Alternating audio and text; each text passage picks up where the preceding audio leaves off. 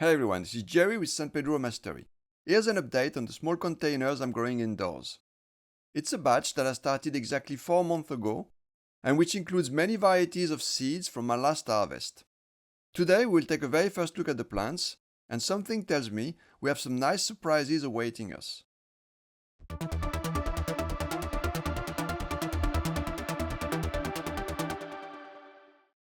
The seedlings have been grown in front of my living room window under a single T5 fluorescent tube, which, as you all know, is what I recommend for starting them from seeds. That window is south-facing, therefore it gets a lot of sun. However, I'm not a big fan of exposing them to direct sunlight when they are still enclosed in their containers.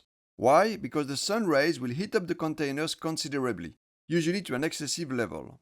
And higher temperatures contribute to the appearance of white mold, which is the main danger that the plants can face at this time. In the previous video in this series, you saw that I placed a panel in front of the plants to protect them from direct sun exposure.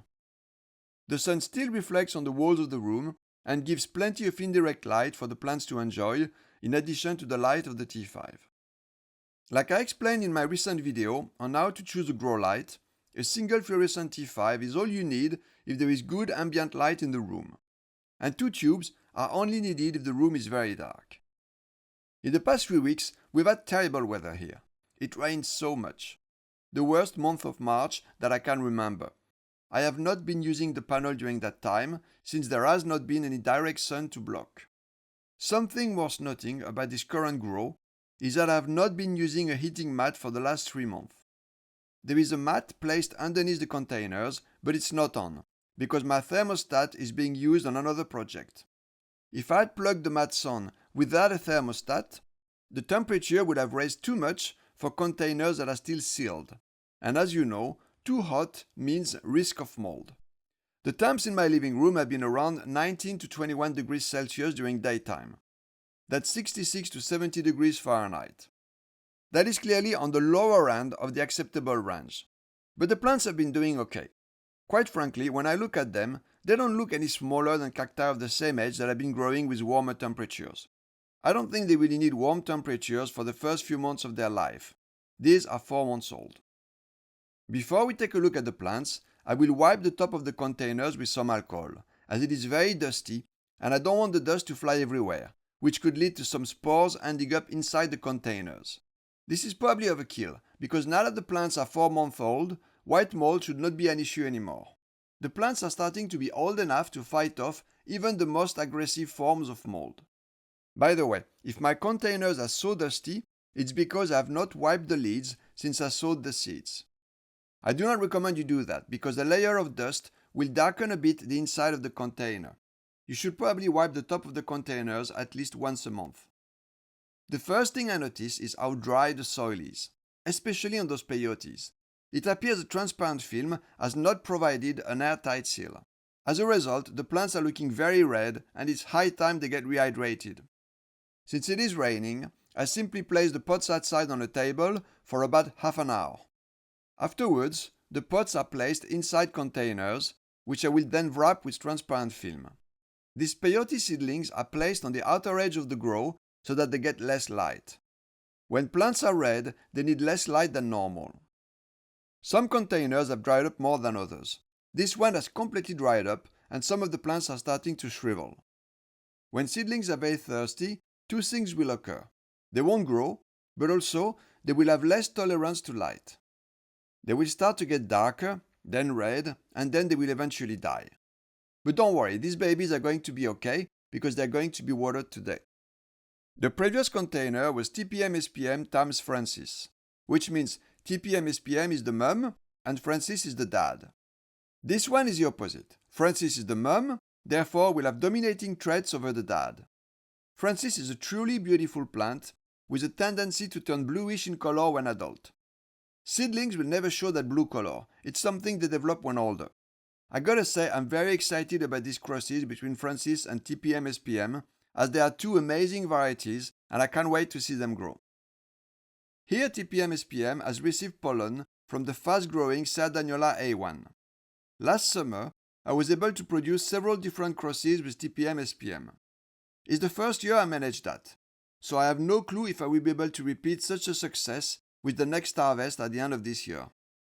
I don't always get the flowers I want. For instance, with the last harvest, I did not get any flowers from Pachanoi Maria Pilar, nor any Pachanoi Bella Terra, nor any Atacamensis. There are always some strains that won't flower or that will flower at the wrong time. Here we have the same two strains as the previous container, but in reverse order, which means TPM SPM is the dad. The big question is, will all these crosses with TPM SPM produce monstrous seedlings? I cannot guarantee anything, but I think it's likely they will. In 2020, I was able to produce a couple of varieties of seeds with TPM SPM, one of them as the mum, the other as the dad. I've been growing these for over a year now, and only now a few of them are starting to show monstrous traits. The same thing had happened the previous time I grew these, which was around 2015. I remember all of them started normal. I only started noticing that there were some monstrous in there when they were about 2 years old.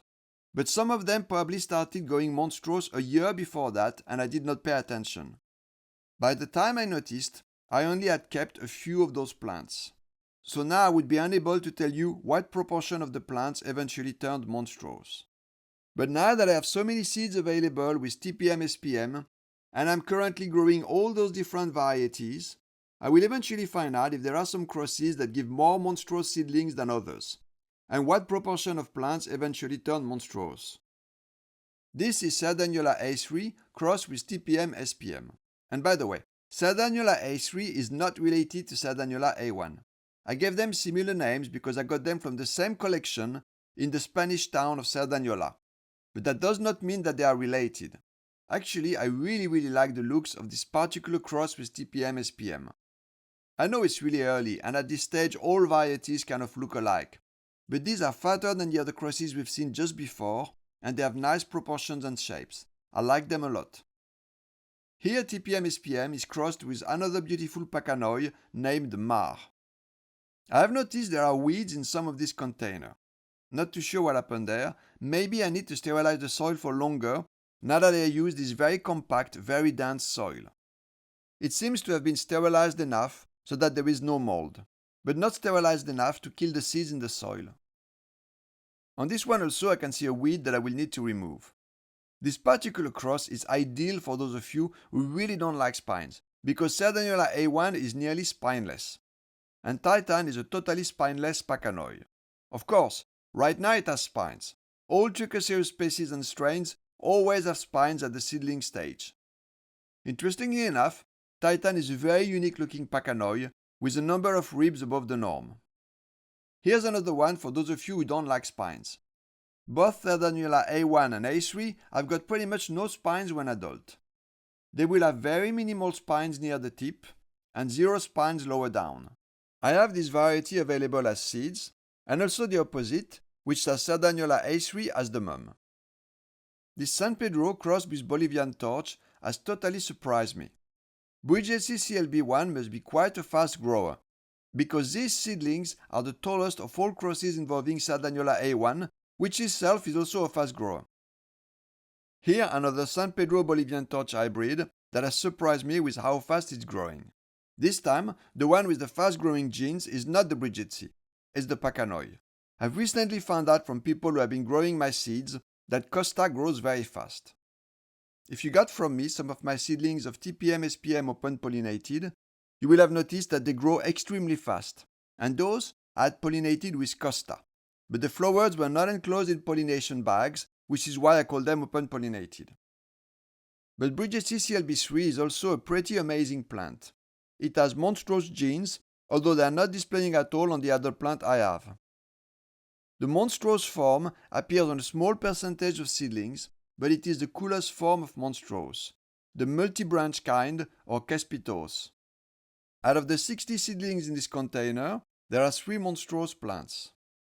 The multi-branch monstrous San Pedros that I have in my collection grow several times faster than a normal plant. Each branch grows the same speed as a normal San Pedro, but since you have multiple branches, the plant mass increases several times faster.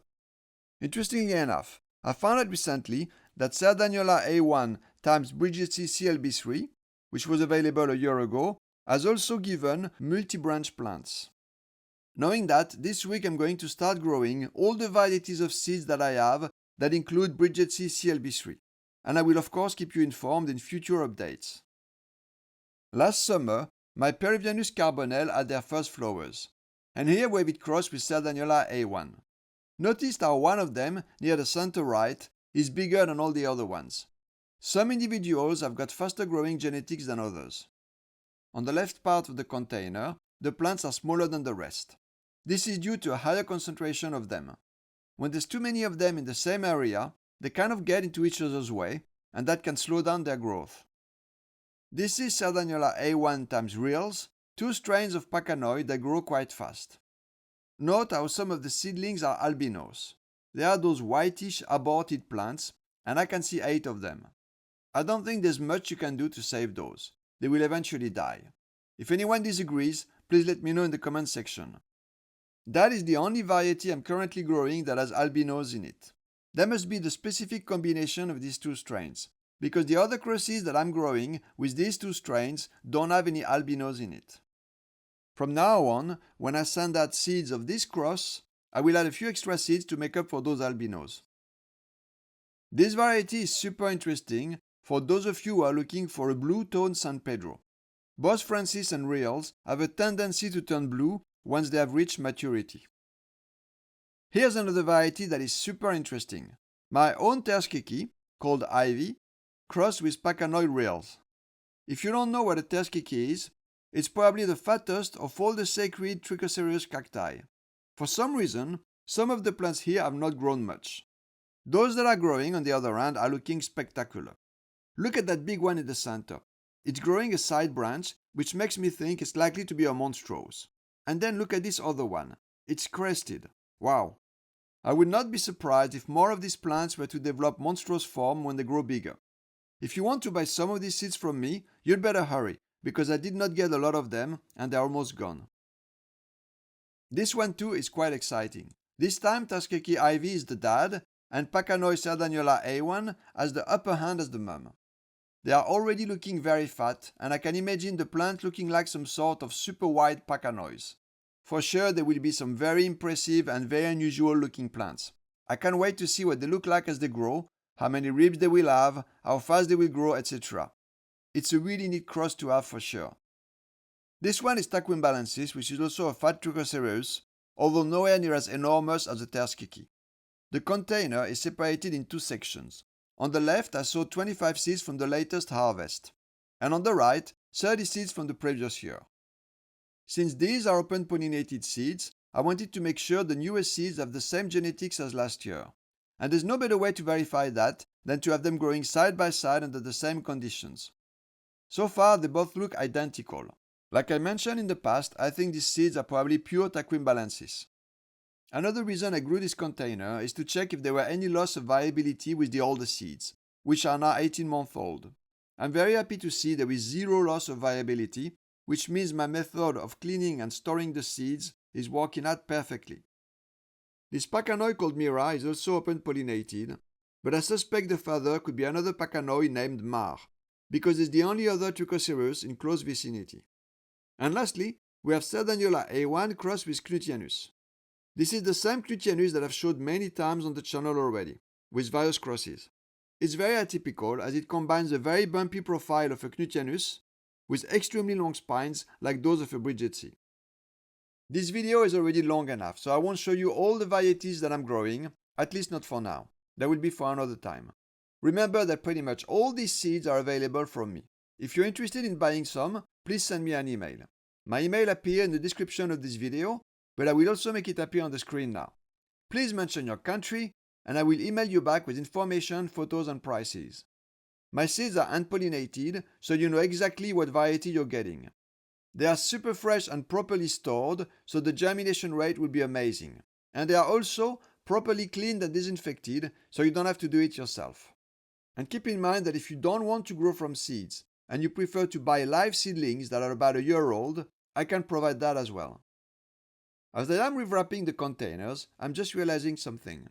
Maybe the loss of humidity from the containers is due to the quality of the transparent film. But in this case, quality does not mean better. This is a more expensive transparent film.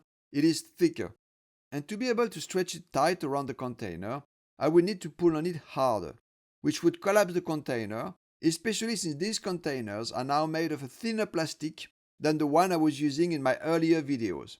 Because of that, I cannot pull on the film too much, which means I cannot get a tight seal. Maybe that was the problem 4 months ago when I started these containers. Now I cannot remember which transparent film I used. But I can tell you that you want to buy a cheaper quality film, a thin one that will stretch with no effort at all. For instance, this one here is so thick that I cannot even rip it with my hands. I need to use scissors. If I was to rip it with my hands, I would have to pull on it so much that the container would totally fold. Another thing I don't like with this particular higher quality film is that it appears to have a green tint. I notice it when I look at the wrap containers. But I notice it even more if I look at the roll itself. It really is green. The first container I did, I double wrapped it as I usually do, which means I wrap it in one direction and then in the other to ensure a tighter seal. But then I noticed that it darkened inside of the container. Having a couple of layers of that thick tinted film actually takes away some of the light, which is not a good thing obviously. Therefore, I only wrapped one layer of film on the rest of the containers in one direction only so that the plants get enough light. But on the downside, the seal won't be as tight, so I expect to have to rewrap these containers again in some time with a thinner, cheaper film. Right after this video was taken, I have been sowing 11 more containers. Most of those contain various crosses with Bridgesii CIB3, since I have found out that it can give a small percentage of monstrous seedlings. By starting all these different varieties, I would like to find out which of them produce those amazing multi-head monstrous seedlings. Of course, I will keep you posted on the results. And if you're wondering how am I going to provide light for those 11 extra containers, I think I will have to use a second fluorescent T5 tube. That's all for this update. Please consider subscribing so that you don't miss any of my future videos. And if you would like to support my channel, the best way is to purchase some of my seeds or seedlings. Thanks for watching. I'll see you soon with more videos on how to grow the San Pedro cactus.